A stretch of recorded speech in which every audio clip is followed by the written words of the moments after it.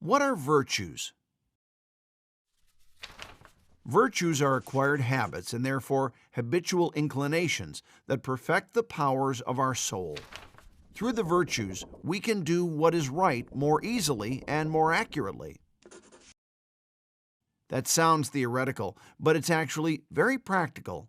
And here's what it means. The human soul has different powers or abilities.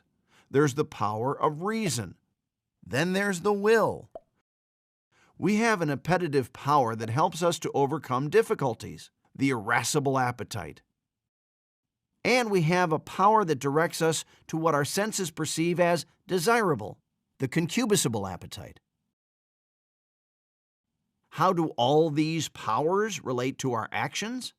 Well, reason, in this case practical reason, asks the question, what is good?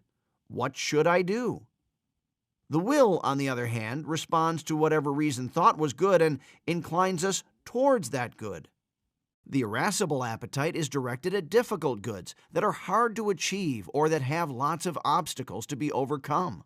For instance, good grades in school. The concupiscible appetite directs us to those things that look good to the senses because they give us pleasure. For instance, a cake. In and of themselves, all these powers and appetites are good, as well as the emotions that are connected to them.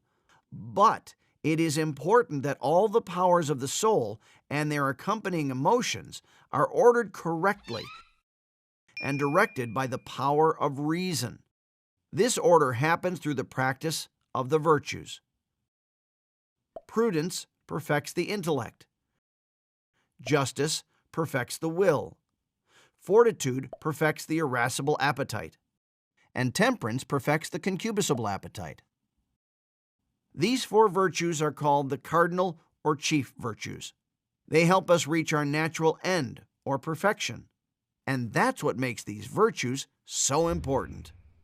Now, as we already know, man not only has a natural end, but a supernatural end, which is communion with God.